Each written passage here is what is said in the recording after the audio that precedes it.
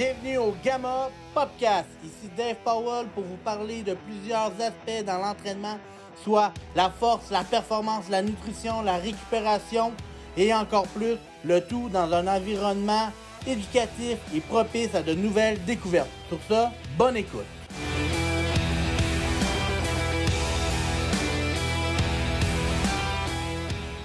Bienvenue au Gamma Podcast. Aujourd'hui, je suis très content d'avoir un invité spécial. Je vais dire même très spécial. Pour venir parler d'une passion que depuis déjà plusieurs années, j'ai développée avec mon père, mais aussi avec ma belle famille. Là, on est comme en thématique un peu Galloway, polo golf. Ça va super bien avec en fin de semaine le tournoi des maîtres. Je suis très content de recevoir Kevin Tremblay du golf. Salut Kev, comment ça va? Salut Dave, ça va super bien toi? Ouais, ça va super bien. Je sais que nous, on se connaît déjà un petit peu plus parce que j'ai pris, moi, je prends des cours de golf pour m'améliorer. Fait que Kevin, ça a été un peu, il me donne super des bons conseils. Mais pour les gens qui ne te connaissent pas, je veux savoir, c'est qui Kevin Tremblay? C'est quoi que tu fais comme travail? C'est quoi ton background athlétique? Fait que parle-moi un peu de toi. Oui, moi je suis directeur de l'Académie de golf au club de golf La Tempête. Ça fait déjà plusieurs années, presque 10 ans, je crois, que je suis ici. Moi j'enseigne principalement, dans le fond, mes journées sont occupées à enseigner, coacher. Donc, pas au niveau physique, mais au niveau golfique, là. C'est les choses qu'on a faites ensemble. C'est mon présent. En fait, avant ça, j'ai eu une carrière de compétition un peu plus, où est-ce que je prenais plus soin de mon golf à moi, comme professionnel de golf. Mais là, maintenant, c'est derrière moi, puis là, c'est 100% de l'enseignement, là. Super. Moi, j'ai eu la chance de faire du golf, puis changer beaucoup la technique. Sur le terrain, mais plus en fait en pratique. Qu'est-ce qui est le fun, c'est que tu analyses quand même super bien les mouvements. Mais avant de parler un peu plus technique, je veux vraiment connaître l'univers plus du golf. Tu me dis un peu, tu as été plus sur les circuits pro, tu as joué du golf du haut niveau. Es-tu capable de me parler un peu du cheminement, de comment ça fonctionne pour aller, exemple, peut-être qu'il y a des gens parmi nous qui sont jeunes et ils veulent accéder à la PGA, mais sinon, c'est quoi les étapes pour accéder à du gros niveau de golfing? Oui, en fait, moi, j'ai fait du golf, mettons, professionnel, mais pas de très, très haut niveau. Là, il y a plusieurs plateformes là-dedans, c'est-à-dire que on a du très bon niveau. On avait aussi du très bon niveau dans mon temps au Québec, au Canada. Chose que moi, j'ai faite comme compétition, mais après ça, il y a évidemment d'autres plateformes, d'autres structures de circuits professionnels aux États-Unis, au Canada aussi, bien évidemment, dans les circuits un peu plus au sud, là, les circuits latinos et tout ça. Il y a évidemment des circuits professionnels plus en Europe et tout, l'European Tour.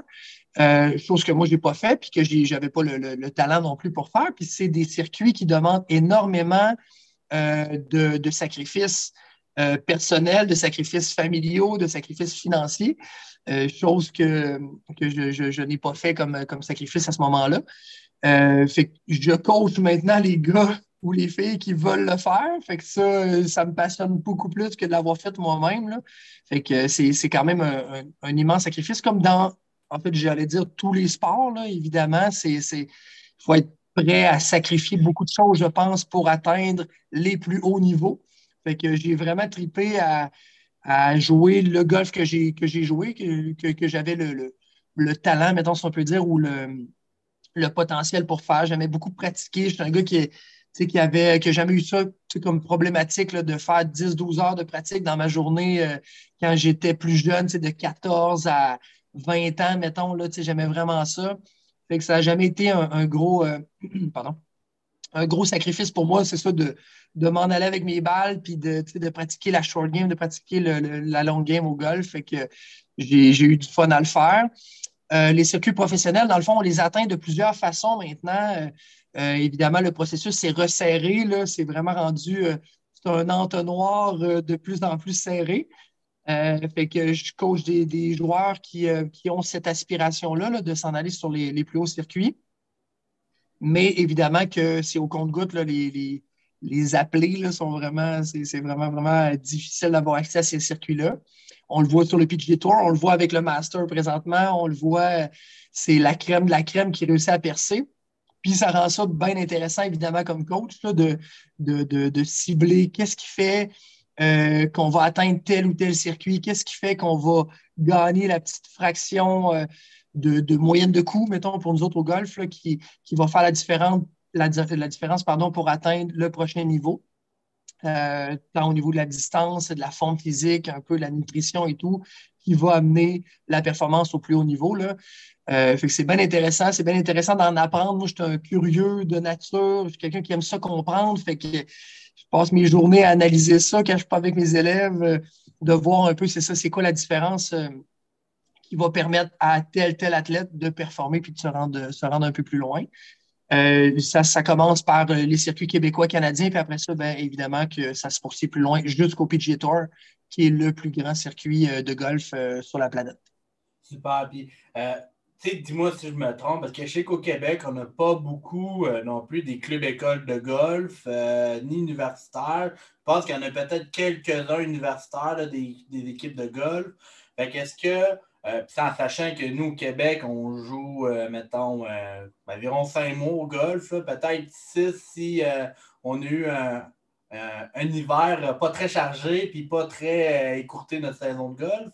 Mais est-ce que pour vraiment accéder à un haut niveau, il faut vraiment faire un genre de sacrifice de dire, ben, regarde, le 6 mois que je ne peux pas golfer au Québec, il faut que j'aille golfer aux États-Unis ou ailleurs, ou tu vois quand même des élèves qui peuvent vraiment aller à un autre niveau, mais sans aller se déplacer partout dans le monde? Ouais, c'est une bonne question. C'est sûr qu'on a un sport saisonnier, évidemment, parce que on le pratique à l'extérieur uniquement l'été. Il y a des structures universitaires qui sont rendues vraiment bien développées au Québec, au Canada, qui permettent justement d'encadrer les athlètes dans les saisons plus mortes, durant l'hiver, durant les 5, 6 mois là, que c'est plus dur d'accès à l'extérieur, évidemment. Fait que, il y a une structure intérieure qui s'impose pour ces gens-là. Évidemment qu'il y a des voyages aussi qui s'imposent là, pour aller expérimenter. C'est dur d'arrêter de jouer 5, 6 mois puis de retrouver les feelings après. C'est pas évident, comme dans tous les sports, en fait. Vraiment, le feeling se perd un peu. Fait que oui, on peut pratiquer à l'intérieur. Il y a de plus en plus de technologies qui s'y prêtent là, pour que ce soit avec des simulateurs comme vous voyez derrière ou avec du moins des machines technologiques qui permettent de la captation de la balle, qui permet l'analyse 3D de l'élan, qui permet une panoplie de mesures techniques là, qui étaient plus ou moins accessibles avant. Fait que ça, les structures universitaires ici à Québec, on a l'Université Laval qui est très forte, bien encadrée, les coachs sont bons, les structures médicales, les structures psychologiques, dans le fond, qui sont dans cette structure-là que je connais quand même assez bien, là, pour bien connaître les intervenants là-bas. C'est vraiment bien fait. On est vraiment, vraiment choyé ici à Québec. Il y a d'autres places aussi au Québec, là, évidemment, que je connais moins les intervenants, mais à Montréal, il y en a des très bonnes. Là. Je ne veux pas nommer un particulièrement, mais il y a des belles places. Les structures sont vraiment bien faites. Puis ailleurs au Canada aussi, mais ça implique effectivement peut-être des déplacements un peu aux États-Unis, puis de se mesurer aussi à différents niveaux avec des athlètes. D'ailleurs aussi, c'est jamais une mauvaise idée, là, pour aller prendre le pouls de on se situe où là-dedans. On peut être très bon dans tel environnement, mais quand on se déplace puis on voit que, oups, OK, j'ai encore tel step à prendre au niveau des distances, au niveau peu importe comment on se compare, mais c'est bon de se mesurer avec les autres, évidemment. Super, nice. Puis, tu sais, qu'est-ce que j'ai aimé, c'est que tu parlais un peu, bon, comme universitaires, ils ont des structures, oui, pour encadrement psychologique, tu sais, nutritionniste, entraînement et tout ça. Pour toi qui a été, ben, tu sais, puis même encore aujourd'hui, quand tu coaches, c'est très, très technique quand tu coaches, mais sur quoi, as-tu des conseils, exemple, pour des gens qui veulent avoir un meilleur golf? Mais niveau mental, à quel point que il y a des choses qu'il faut mettre de l'avant. Parce que tu sais, c'est toujours talent quand tu perds 3 balles dans le bois ou 3 balles dans le lac, là, à un moment donné, psychologiquement, ça nous joue dans notre tête. Puis des fois, c'est pas à cause qu'on n'est pas en bonne forme physique ou autre. Mais il y a une différence entre jouer pour le fun puis être pro. Là. Mais au niveau psychologique, je pense que ça peut être bon pour tout le monde, peu importe leur niveau. As-tu des conseils que tu aimes bien mettre à appliquer un peu de l'avant? Ben, pour autant toi que les gens que tu coaches? Oui, absolument. Ben, en fait, moi, j'enseigne à des gens de tous les niveaux. Fait que j'enseigne à certains pros, j'enseigne à des joueurs très avancés, j'enseigne à des joueurs à mi-chemin dans tout ça, puis j'enseigne à des gens qui n'ont jamais tenu un bâton de golf de leur vie. Fait que moi, c'est ce qui, en fait, bien honnêtement, c'est ce qui me passionne, c'est dans mon travail, c'est de coacher tous les niveaux de golf. Puis vient avec ça, bien évidemment, le volet psychologique qui est différent, pour un athlète qui joue au golf depuis toute sa vie, depuis sa jeune enfance, puis qui joue déjà 68 au golf, puis la personne qui n'a jamais touché un bâton de golf de sa vie, évidemment, ça ne s'aborde pas de la même façon. Puis le golf, malheureusement ou heureusement, mais il y a un grand volet psychologique parce que ce que tu disais tantôt, ben effectivement, c'est le cas. Si tu frappes ta balle 3 fois dans le bois sur le même trou, ben ça vient affecter le côté psychologique, évidemment, et le côté physique, mais le côté psychologique, c'est ça. Fait que c'est de ne pas être affecté par ça ou de trouver, en fait, ben, c'est normal d'être affecté par ça, mais de trouver comment passer par-dessus ça, comment gérer en situation de jeu. Ça nous fâche, c'est normal. Comment passer à un autre niveau, puis à mieux comprendre qu'est-ce qu'on a comme défaut. Puis, ben, ma job, en fait, elle se combine de deux façons là-dedans. Elle se jumelle de deux façons, c'est-à-dire que quand on comprend bien notre côté technique, c'est plus facile de comprendre pourquoi on rate un coup ou on réussit un coup. C'est souvent là, un peu, je te dirais, l'irritant dans le golf majeur. C'est-à-dire que si je frappe ma balle pour un droitier en slice énorme dans le lac à droite du verre, si je ne comprends pas pourquoi j'ai raté, je te dirais que c'est dur de ne pas être frustré, là. C'est dur de ne pas ressentir une certaine frustration. Fait que moi, mon rôle, il est davantage là-dedans, c'est-à-dire que oui, je suis là pour améliorer les joueurs puis améliorer les bons coups, mais avant tout, je suis là pour faire comprendre aux gens pourquoi on rate, pourquoi je rate mon coup de telle ou telle façon, pourquoi j'ai des lacunes dans mon golf, qui va faire que si je répète mon erreur sur le parcours ou si j'ai une erreur, ce qui est normal au golf, c'est un jeu d'erreur, mais si je comprends pourquoi j'ai raté, ben déjà, tu viens d'éliminer une partie de la frustration parce que tu ne le répéteras pas de façon systématique, cette erreur-là, parce que tu la comprends et tu sais comment ne plus la répéter. Fait que ça, pour la gestion technique, mettons, je pense que euh, par expérience, ça rejoint le côté psychologique, là, c'est-à-dire que le côté irritant, mettons, sur le parcours de golf. Puis là, ben, vient avec ça la gestion des émotions sur le parcours qui vient avec le niveau de golf. Donc, quand on s'améliore au golf, euh, on devient avec une gestion qui est importante là, des émotions. C'est important d'y vivre, comme probablement le domaine dans lequel tu opères majoritairement, là, mais c'est important d'avoir des émotions, c'est important de ne pas de pas piler dessus, d'y vivre d'une certaine façon, puis de passer à l'autre étape après, là, d'être capable de les vivre de la bonne façon pour être capable après ça ben, de passer à d'autres choses. Là, Peut-être pas les vivre un peu comme Happy Gilmore, là, lui, il les exprime d'une certaine façon, là. Réfléchir d'une certaine façon. Puis, tu sais, quand on regarde, tu sais, moi, je suis un fan de Tiger, puis là, ben, tu sais, Tiger revient. Fait que, tu sais, Tiger, il les a toujours vécues, ces émotions, tu sais, sur le parcours de golf. Pour ceux qui connaissent moins de golf, tu sais, je pense que, du moins, on connaît Tiger, ou en tout cas, on l'a déjà vu, tu sais, sur les circuits professionnels. Puis, c'est pas vrai qu'on veut être monotone sur le terrain, puis de pas avoir de pic d'émotions, tu sais, autant positif que négatif. C'est important de les vivre, mais d'une certaine façon, c'est bien de bien les vivre pour soi. Fait que chaque personne en est différent. On jouerait au golf ensemble tous les deux, puis peut-être qu'on aurait des gestions d'émotions qui est différent. Il faut se connaître, il faut que moi je connaisse mes élèves, évidemment, là, par rapport à ça. Mais c'est un volet que j'aime bien aborder, puis que j'ai eu à travailler, moi, évidemment, dans mon golf. Là. Fait que ça se prête bien au jeu. Super. Puis en plus, je la pose parce que l'été s'en vient. Fait que, tu sais, il y en a tu sais, il y en a qui vont commencer à aller jouer à du golf intérieur, tu sais, avec un écran.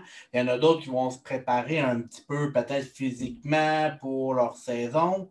Mais selon toi, c'est quoi les étapes d'un bon golfeur? Ben, tout golfeur doit faire pour bien entamer la saison, pour pas commencer avec un tour de rein, bon, mal dans le dos, puis capable de jouer. Fait que ça serait quoi les étapes à entamer, là? Ouais, le côté physique, c'est sûr que d'être, j'allais dire sécuritaire, mais pas nécessairement sécuritaire, mais à l'écoute, mettons, de notre physionomie, c'est super important en début d'année. C'est-à-dire que si j'ai pas frappé de balle durant l'hiver, ça fait 5 mois, si je ne me suis pas entraîné non plus physiquement. Il faut être, je pense, à l'écoute de ça, ou du moins réaliste par rapport au début de ce que je vais faire. Dans ma première ou dans ma deuxième pratique, c'est important d'y aller avec notre côté physique, notre côté préparation physique. Quelqu'un qui n'a pas frappé de balle durant l'hiver ou qui ne s'est pas entraîné tant que ça physiquement pour le golf durant l'hiver, ben, il faut y aller relax, c'est sûr. Oui, les places de simulateurs ou les golfs intérieurs, dans le fond, c'est assez intéressant maintenant parce que la technologie nous permet de bien comprendre qu'est-ce qu'on fait, d'avoir des bonnes captations, puis de façon assez, j'allais dire assez réaliste là, par rapport à la technologie, c'est quand même assez précis.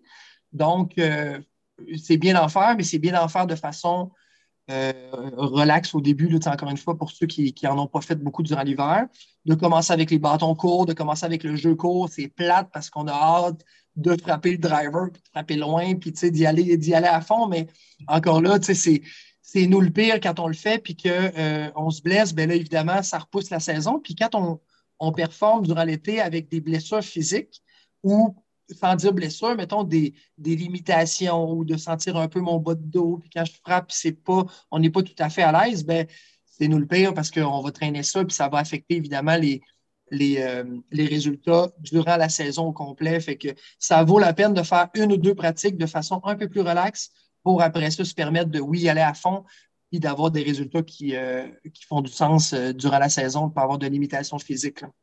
Puis, je sais que tu n'es pas, mettons, je sais, ben, si, dis-moi le contraire, là, mais je pense que tu ne fais pas de la préparation physique de golfeur durant le côté plus musculaire, mais quand même, en ayant ton background et en analysant les mouvements, fait que, une fois qu'on analyse super les mouvements, je pense qu'on est quand même en mesure de voir les groupes de masse musculaire importantes à travailler.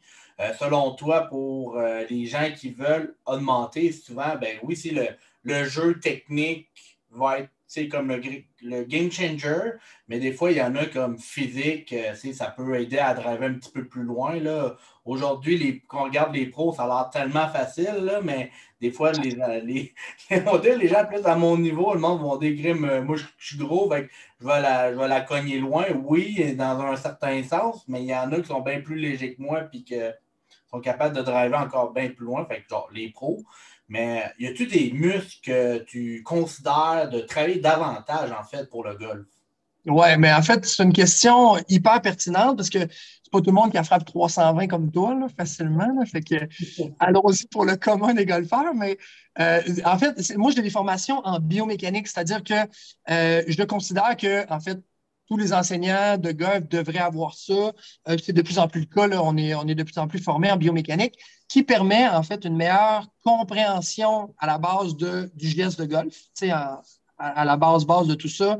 Ça prend cette compréhension-là pour bien coacher par la suite.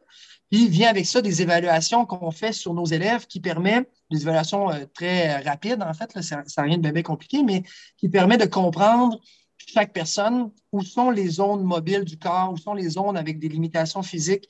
Quand on s'est blessé, des fois, quand on est porté, avant, je posais comme question, mettons à mes élèves, est-ce que tu as des blessures physiques? T'sais? Puis là, tout le monde dit non, non, non, non, non.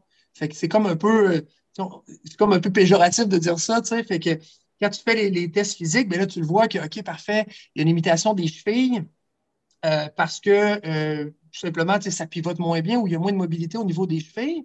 Ça, c'est important pour moi de le savoir. Puis là, la personne, ah oui, c'est vrai, je m'étais cassé la cheville gauche en jouant au hockey, tu sais, puis tu ne considères pas ça, toi, comme golfeur, comme un irritant, parce que ça fait 18 ans que tu t'es fait ça, tu sais, comme blessure, mais dans ton golf ou dans ta mobilité physique, et là encore là, tu sais, je parle à la bonne personne, tu as ces notions-là encore 1000 fois comme moi, mais ça a évidemment une restriction physique qui va atteindre ce que tu peux faire, toi, dans ton golf. Ça ne veut pas dire que ça va amener des lacunes dans ton golf, mais c'est important pour moi de les connaître parce qu'il y a des gestes que tu ne pourras pas nécessairement faire ou que du moins, on va devoir faire d'une certaine façon. Tu sais. Et quand on a ces notions-là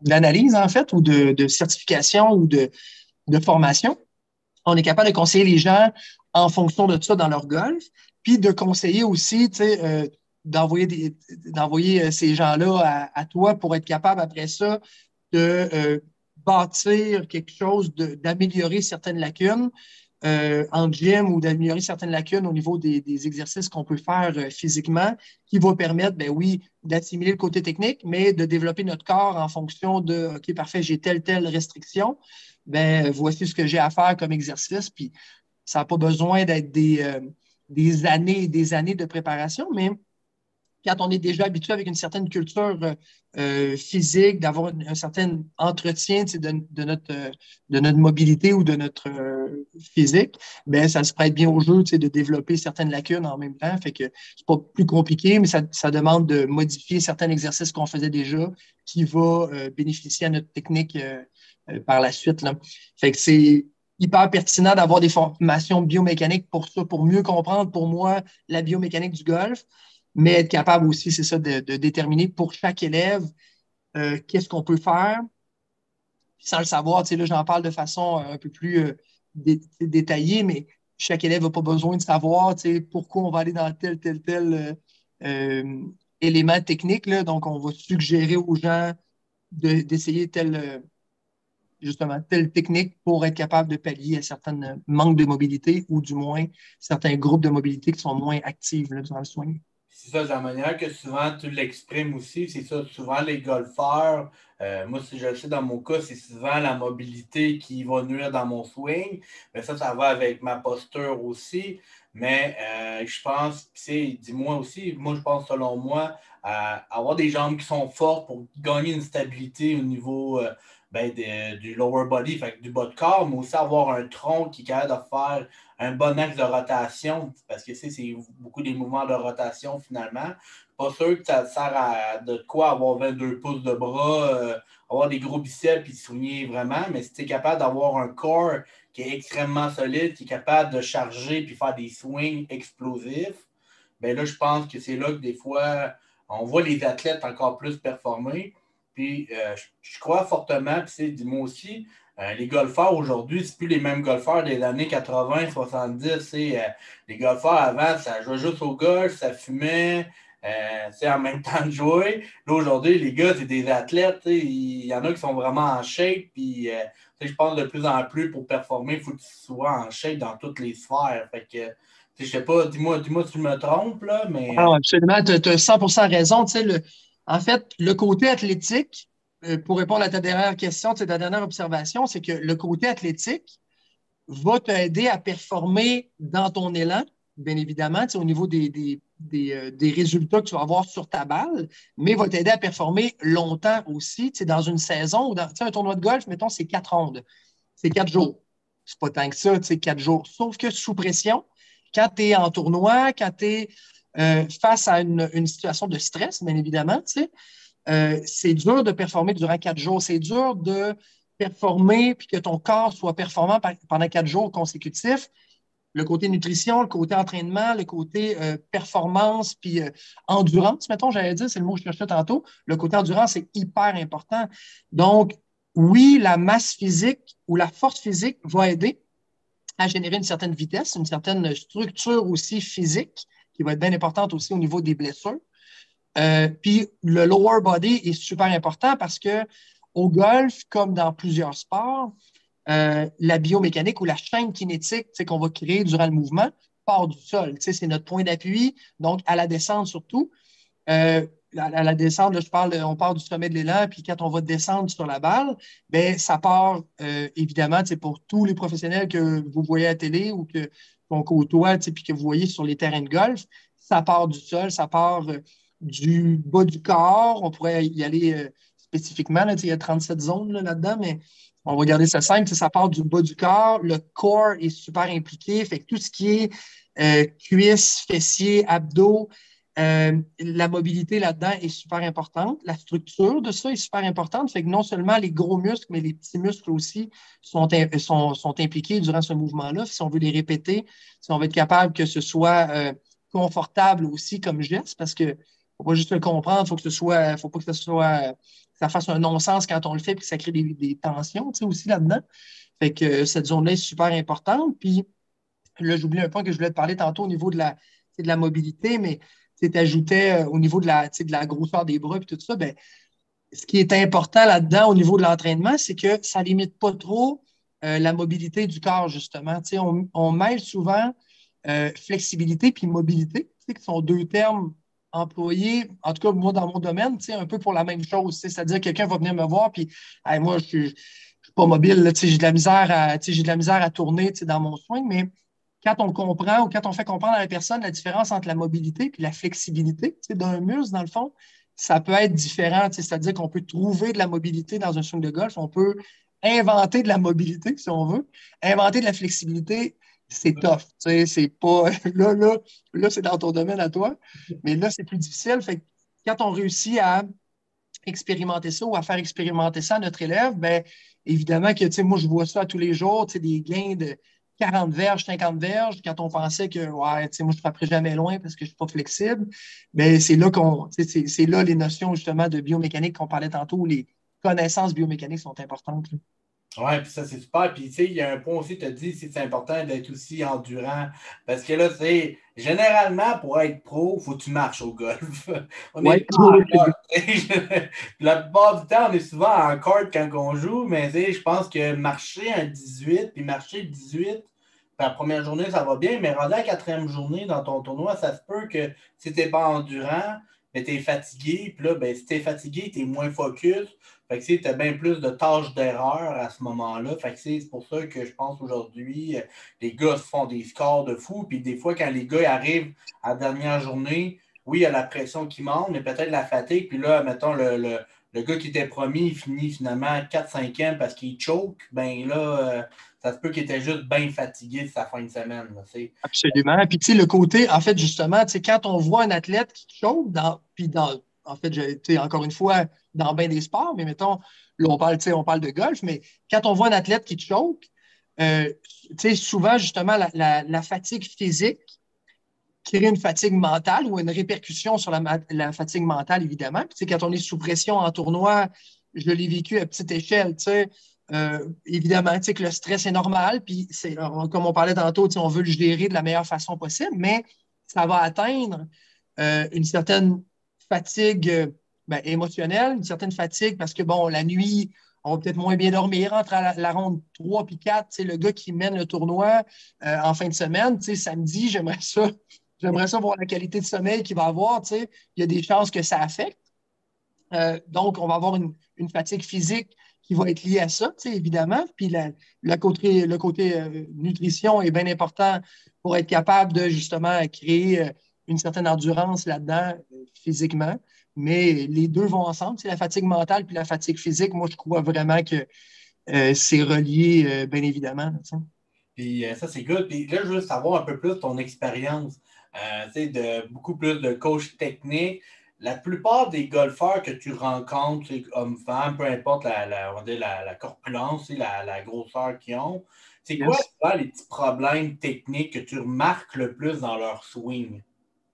C'est Je te dirais, mettons, à la base, là, le critère numéro un, puis ça, c'est vrai pour tous les niveaux de golf, en fait, là, ça n'a pas juste rapport avec débutants, mais la surutilisation des bras tu sais, durant l'élan, mettons. Fait que souvent, parce que le cerveau humain est relativement paresseux, tu sais, c'est plus facile de faire un geste avec les bras que de tourner physiquement. Tu sais. Fait que d'utiliser ce qu'on parlait tantôt, le core, d'utiliser le sol durant le mouvement, ça prend un bon commitment, là, ça prend une bonne compréhension de qu'est-ce qu'un swing de golf à la base. Là, c'est sûr, si on ne le sait pas, on ne les utilisera pas, ces muscles-là, mais c'est tentant parce qu'on a l'impression d'avoir une certaine force physique. Quand on va loin avec les bras ou quand on surutilise les mains, mettons, pour ne nommer que ces deux muscles-là, mais on a l'impression de générer une certaine vitesse, ce qui est faux, en fait, ce qui est une fausse force, mettons.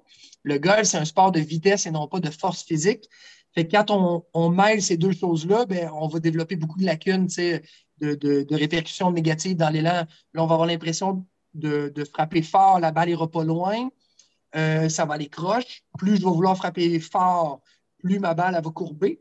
Moi, je vais avoir des bons contacts. Fait que là, on s'embarque dans un cercle vicieux qui est dur à renverser. Fait que c'est pour ça que moi, j'aime travailler, puis c'est facile à dire, mais idéalement, on commencerait avec un élève qui n'a jamais touché un bâton de golf de sa vie, parce que justement, on est capable au jour 1 d'expliquer les grandes lignes de qu'est-ce qu'un un swing de golf sans avoir sans affaires techniques dans la tête, comme on parle, tu sais, toi puis moi présentement, mais sans avoir tous ces points-là en tête, mais de juste comprendre, OK, parfait, un swing de golf, ça part de là, il faudrait que ça parte de là.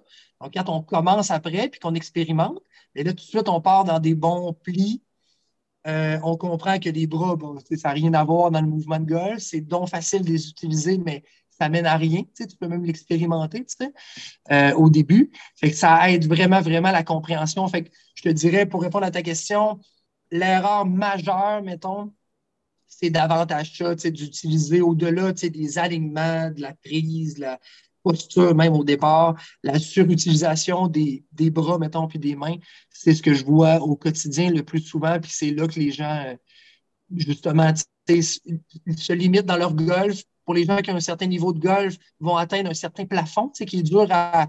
On est comme, on se sent barré là, ben, OK, parfait, moi je joue 90, ça fait 12 ans que je joue 90, puis ça ne s'améliore pas, puis j'essaie de plein d'affaires, mes chums me donnent des conseils, mais ça marche de temps en temps, mais ça ne marche pas sur une longue période, puis mon score, il reste à 90, ben, souvent c'est là-dedans qu'il faut expérimenter. Là, Good. Puis, tu sais, pour les golfeurs, justement, qui font soit un hook ou une slice, as-tu des fois des trucs que tu vois visuellement dans leur swing qu'on est capable juste de même de débaquer généralement, place tes mains de telle manière sur ton bâton, ou c'est juste à cause, ou c'est vraiment juste à cause des bras, puis vraiment qu'on veut donner, on veut vraiment comme la dévisser là, la balle là, en oui, bon. oui, oui. En fait, mais mettons, on se serait parlé comme ça, là, je ne sais pas, mettons 4-5 ans, j'aurais répondu à ta question de façon précise, mais je t'explique pourquoi. En fait, au niveau de la biomécanique puis au niveau de l'élan, c'est tellement différent. On peut prendre, mettons, deux joueurs qui slice 50 verges, puis c'est deux causes complètement différentes. Il y a tellement de. Évidemment que la phase de bâton, le résultat, ou du moins ce qu'on va voir à l'impact, c'est que les deux, la phase de bâton va être ouverte, mettons, si on slice. Donc, si on frappe, si on est droitier, puis on frappe la balle qui tourne vers la droite, ma phase de bâton est ouverte à l'impact, OK? Elle est ouverte par rapport à la trajectoire de bâton.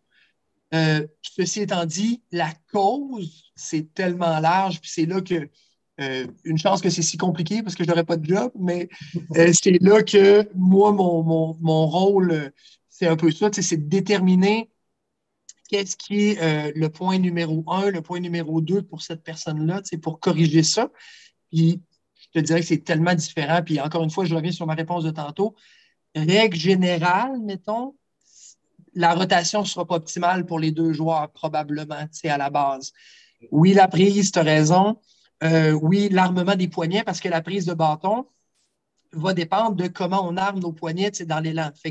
Ça ne veut pas dire que ma prise est pas comme mon ami qui frappe bien, que moi, ça va me créer des lacunes dans ma trajectoire. Fait que ça se peut que ma prise, elle me convienne super bien si je fais telle ou telle chose dans mon élan. Fait que, bref, c'est une grande réponse pour ne pas répondre à ta question, mais c'est tellement large, puis les causes sont tellement grandes que c'est ça, c'est à chacun, là, ça va être différent un peu. Absolument raison. C'est plus vraiment, c'est tellement plus technique qu'on le pense. Souvent, on a juste à dire frappe la balle, puis après ça, joue ton prochain coup, puis essaie de te rendre, mais c'est vraiment plus technique. Puis c'est comme dans un peu n'importe quel sport. Chaque sport a un peu leur degré de technique. Puis je trouve, selon moi, ça en est un des sports qui en a beaucoup plus que d'autres. Fait que non, s'il y a un conseil que je donne, quelqu'un qui veut step up sa game puis qui ne comprend pas trop pourquoi, ben c'est allez voir Kev, mais c'est allez technique pour vrai.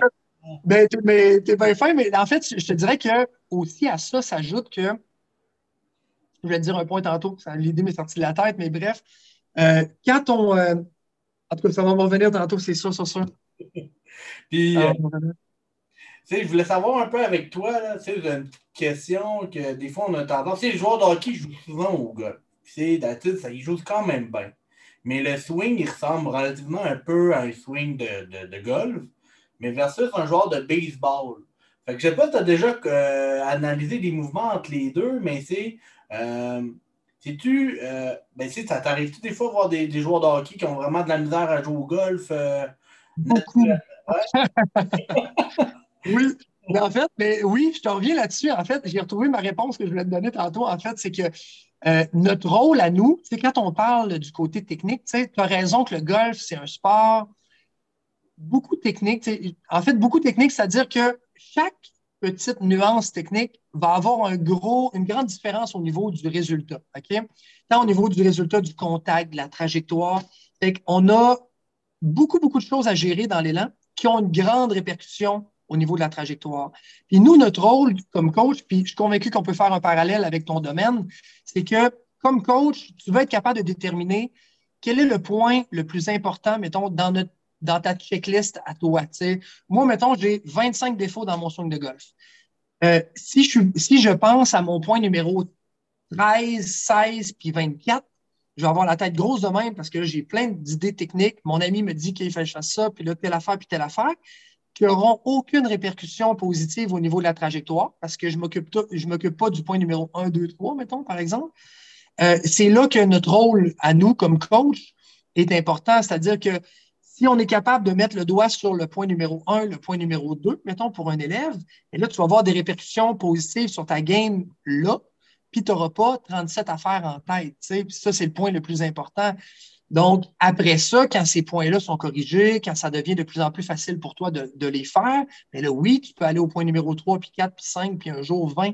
Sauf que même les pros qu'on voit à la télé ont des lacunes techniques, sauf que sont petites, ils ont moins d'influence au niveau de leurs résultats, c'est bien évidemment, c'est pour ça qu'ils sont à la télé, mais ils ont travaillé fort sur les points principaux pour eux qui vont effectivement avoir des répercussions négatives au niveau de la trajectoire, au niveau du contact et tout ça, au niveau de la constance. Donc, nous, notre rôle, c'est d'être capable de déterminer c'est quoi les points les plus importants, contrairement à ton ami qui veut bien faire puis qui t'aime bien gros puis que lui, ce point-là technique l'aide. Ça fait peut-être partie de son top list, justement, son top dans sa checklist, mais pour toi, vient en 18e. Là, fait que c'est là que le plus important de notre rôle à nous comme coach prend toute son importance. Là. Super. Puis maintenant, au niveau du hockey, tu parlais tantôt. En fait, pour revenir sur le. Ben en fait, oui, et ça, c'est une partie de ma job que j'aime beaucoup. La comparaison entre les différents sports. Oui, effectivement, le hockey qui fait partie de notre quotidien à plusieurs personnes. Le baseball, bien évidemment, qui sont deux sports qui vont avoir des grandes répercussions et positives et négatives sur le mouvement du golf, OK? Qui vont développer souvent une bonne mobilité.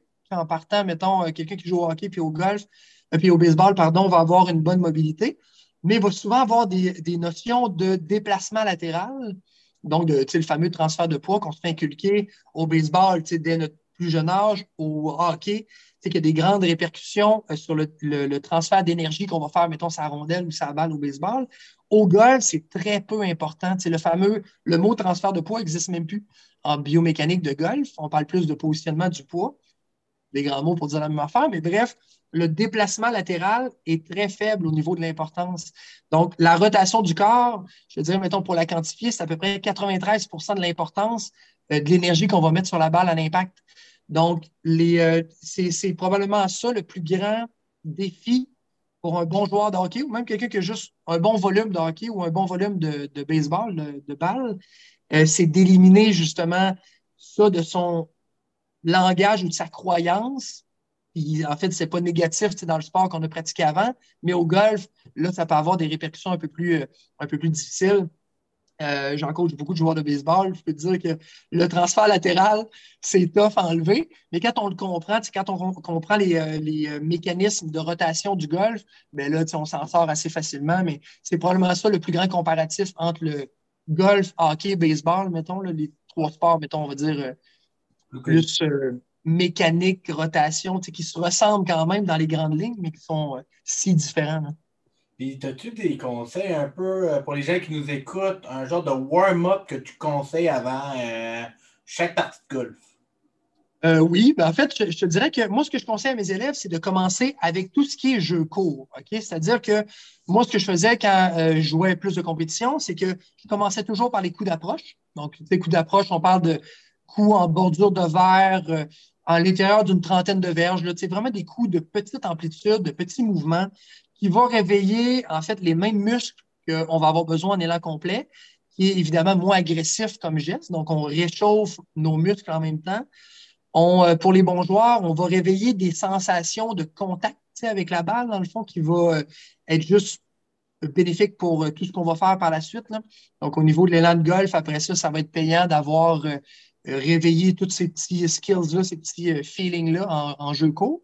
Après ça, peut-être fosse de sable, mettons. Ici, à la Tempête, on est super bien installé pour le faire, là. Donc, jeu court, chipping au coup d'approche. Puis après ça, fosse de sable. Après ça, on peut s'en aller plus en élan complet au terrain d'exercice, en commençant par les bâtons courts pour, encore une fois, toutes les notions plus agressives là, dans l'élan, qui peuvent créer des petites tensions ou même, à la limite, blesser. Là, mais pitching wedge, fer 9, fer 8, on grandit là-dedans jusqu'au fameux driver. Puis après ça, ben là, on s'en va au verre de potting. En fait moi, je vous dirais, c'est sûr que idéalement, je sais que c'est pas possible pour beaucoup de monde, mais idéalement, notre réchauffement pourrait durer une quarantaine de minutes, mettons, voire 1 heure, mettons, ça serait comme l'idéal. Puis là, la réalité, je le sais que c'est pas ça. Là. La majorité du monde n'a pas ce temps-là. Mais on peut le séparer, mettons, en pourcentage, c'est-à-dire que 50 du temps qu'on a devrait être sur le jeu court, y compris le potting, et l'autre 50 parfait en élan complet, il n'y a pas de trouble, mais à peu près 50-50. Fait que moi, mettons, je me gardais toujours 1 heure. Jeu court pendant une genre de 10 minutes ou à peu près, élan complet pendant 25-30 minutes, puis après ça, le reste en potting, qui va aussi réveiller des feelings, juste avant d'aller jouer. C'est probablement le côté le plus important. Quand on arrive sur le parcours, on n'a pas poté de balle, on est arrivé 5 minutes avant la game. On a frappé 3 drivers, puis là, on pense qu'on est réchauffé. Fait que c'est un peu ça la réalité. Mais bref, le potting est super important. Fait que d'avoir du temps, je te dirais, mettons, pour comme conseil, de se permettre, si on a un départ à 11h10, ben ouais, ça serait bon d'arriver à 10h30, mettons, mettre nos souliers relax, puis s'en aller, puis avoir une certaine structure de réchauffement. Ça aussi, ben, ça contribue à une bonne performance après. Quand on arrive à la course, ben il ne faut pas se surprendre d'avoir 3-4 trous au début, que là, c'est moins là. Là. On est arrivé pressé, les souliers pas attachés, puis là, on part. Il ne faut pas se surprendre que les performances ne soient pas optimales dès les premiers trous. Là. Super. Je pense que tu as répondu à beaucoup de questions, mais j'ai des questions un petit peu plus rapides. Yes. Parce que là, on est au master, mais quand ça va sortir, le master va être terminé, OK? Donc, Yes. ça va être une question prémonitoire de savoir si tu connais bien ton golf, mais si tu as gagné le master cette année selon toi. C'est chiant, ça, comme question. Ça ne sera pas fini. Attends, j'ai les yeux croches présentement. Je veux juste voir quelque chose. Mais en fait, écoute, pour répondre comme politicien, Tiger, ça serait incroyable de voir ça. C'est toute une histoire. Puis j'ai hâte de voir la fin. Là, écoute, je réécouterai le podcast même que le master soit fini pour voir si j'ai donné la bonne réponse. Je ne m'en souviendrai plus. Mais quelle histoire incroyable. Mettons, au-delà de il va-tu gagner, il va-tu perdre. Là, moi, je l'ai à petit échantillon. Ça vient de commencer. Even après, je pense, 13-14 trous. C'est déjà pas loin. Le meneur est à -3. C'est un tournoi qui ne se gagnera pas à -34. Là, fait j'espère donc que Tiger va bien performer, ou du moins qu'il fasse la cote, mettons, ça serait formidable.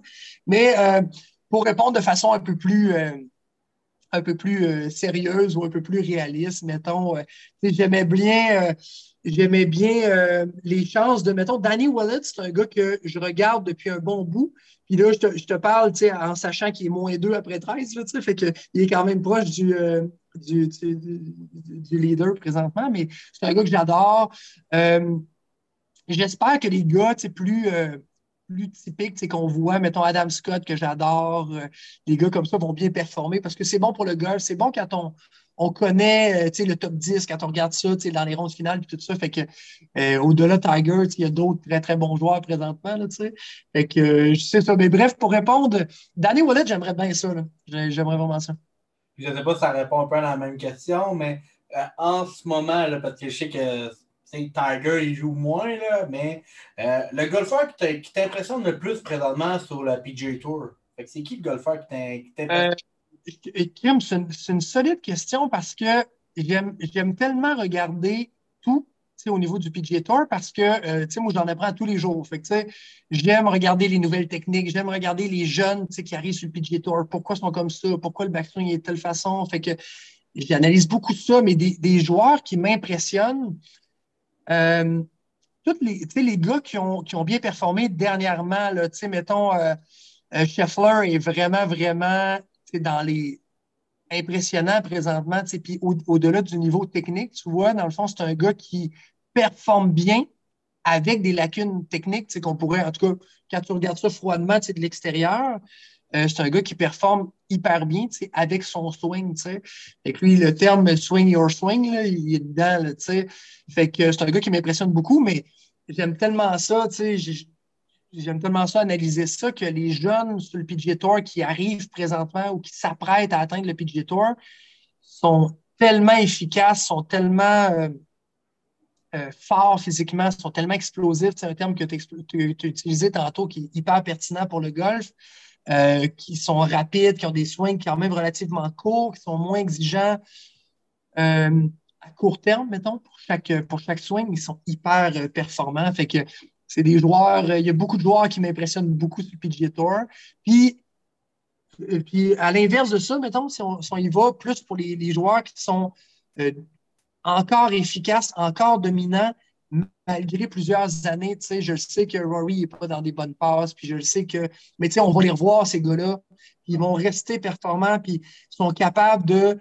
Je parlais tantôt d'Adam Scott parce que tantôt on l'a vu à quelques reprises, puis on va le revoir encore. Puis c'est des gars qui sont hyper impressionnants parce que tu gagnes en âge, tu gagnes en blessure physique qui va avec, puis tu réussis quand même à performer, même si je sais qu'on regarde ça froidement, puis on l'entend tous les jours, puis qu'ils l'ont pu, puis ils sont pas là, mais ils l'ont quand même pas pire. Puis là, je te parle pas de gagner nécessairement tous les tournois qu'ils vont faire, mais performer sur le PGA Tour, d'être là, mettons, là, tu l'as, là. T'as bien beau te choquer le dimanche, là, tu l'as, t'es vraiment fort, là, au golf. Fait que ça aussi, ça m'impressionne bien gros, les gars qui vont persévérer là-dedans ou qui vont rester performants pendant 10, 12, 15 ans, 20 ans, pour certains fils qu'on voit moins puis que on ne parlera pas là, mais qui est un peu moins hype présentement, mais c'est des gars qui m'impressionnent bien gros aussi. Là. Ta plus longue drive à vie. Ma plus longue drive à vie. J'étais pas en fait, je suis plus un long cogneur présentement.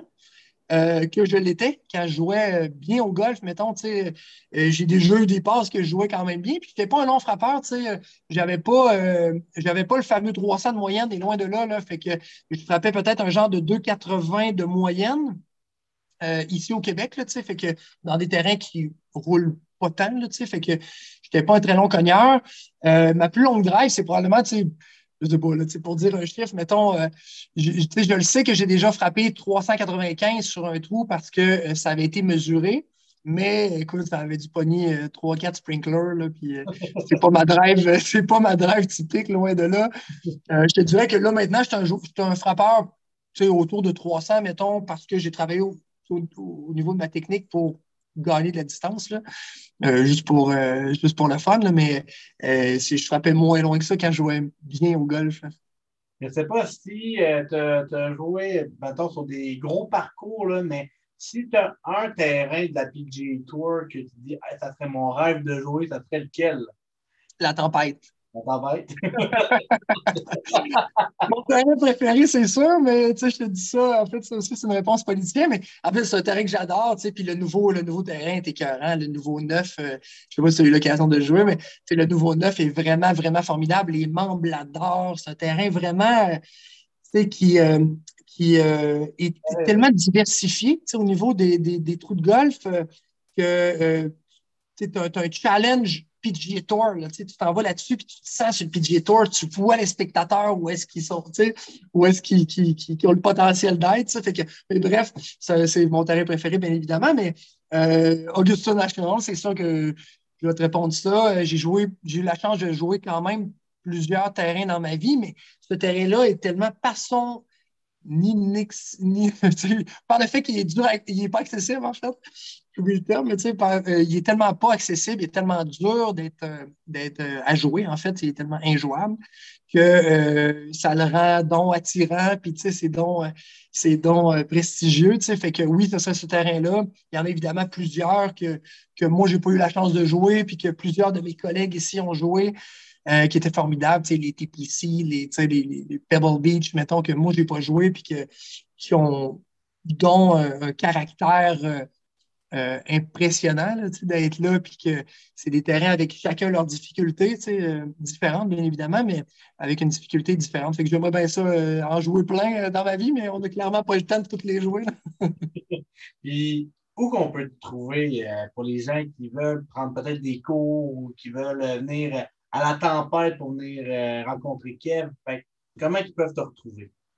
Ben, le plus simple, en fait, c'est sûr on est tous sur les réseaux sociaux, mais kevingolf.com, c'est mon site web. Les réservations se font là de toute façon, mais kevingolf.com, il y a toutes les infos, il y a un peu comment je travaille avec les gens, qu'est-ce qu'on fait dans l'enseignement et tout ça, là, quand on prend un cours avec moi ou avec mes collègues ici, qui sont tout aussi formés, qui sont tout aussi bons. Fait que, on a un peu la structure de cours qu'on retrouve à l'académie ici, La Tempête. Fait que c'est la façon la plus simple. Facebook, Instagram, évidemment, on fait le tour de ça un peu. Il y a des vidéos un peu d'accessibles aussi là-dessus là, pour ceux qui veulent en savoir plus, mais kevingolf.com. Super. Hey, merci, Kev, pour ton temps. Là, je sais que tu as un horaire chargé avec une grosse fin de semaine qui va être, je pense, super chargée au niveau de la télévision. Mais c'est une belle été de golf. Sûrement qu'on va essayer de se croiser aussi, parce que je vais avoir besoin d'un nouveau cours avec toi pour commencer l'année en force. Mais merci de ton temps, vraiment. C'est super apprécié. Un immense plaisir, mon ami. C'était belle fun. Super. Hey, pour tous ceux qui nous écoutent, si vous avez des commentaires, si vous avez des questions, vous venez m'écrire ou aller contacter Kevin sur les réseaux sociaux, Kevin Golf, Kevin B. Tremblay, avec la tempête. On est là pour vous autres pour parler de golf. Sinon, je vous souhaite de passer une belle semaine. À plus, gang. Bye.